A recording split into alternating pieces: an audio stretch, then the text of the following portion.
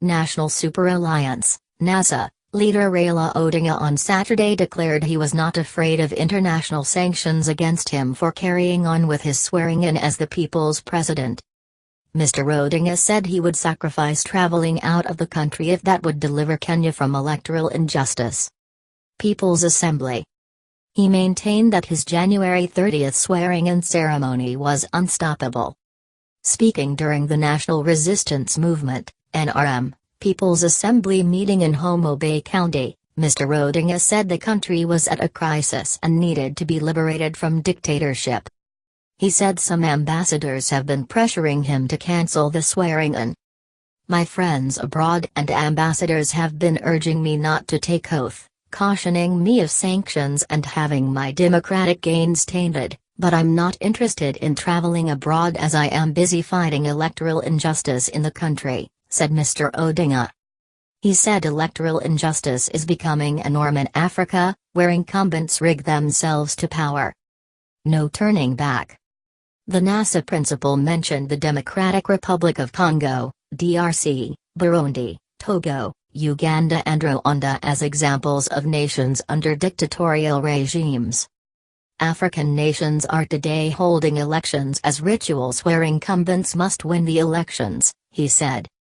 His co-principal Kalonzo Musyoka said it was no longer possible to dialogue with Jubilee because time has run out. He urged the African Union to take note of an emerging conflict in Kenya, saying the Tuesday swearing-in will be the beginning of the struggle.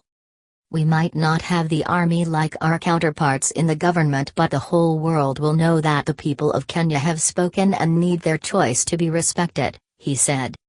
Legal question. NASA co-principal Musalia Mudavadi said they stopped Mr Odinga and Mr Musyoka from taking oath when the pressure was high in November and December. The pressure is now too much and we have to swear in our leaders, he said.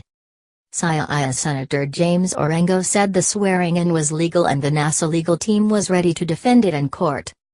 We have no alternative but to swear in Mr Odinga. I am a lawyer and I know how to use the records well, he told the charged crowd. Observers. The leaders asked the Independent Electoral and Boundaries Commission, IEBC, to open their servers so that Kenyans can know who won the August 8 presidential election. Mr Odinga said that the court nullified President Uhuru Kenyatta's August 8 election but did not cancel the results.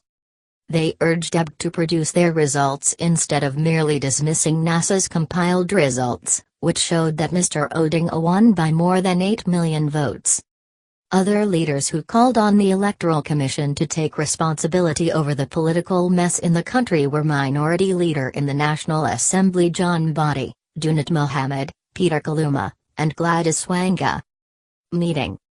The meeting was also attended by governors and their representatives from Migori, Kisumu, Siaya, and Homa Bay.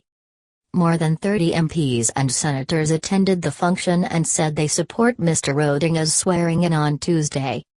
They began their meeting at Tourist Hotel in Homa Bay Town where they met more than 500 delegates of the People's Assembly from Nyanza. They then addressed a public rally at Homa Bay County Stadium.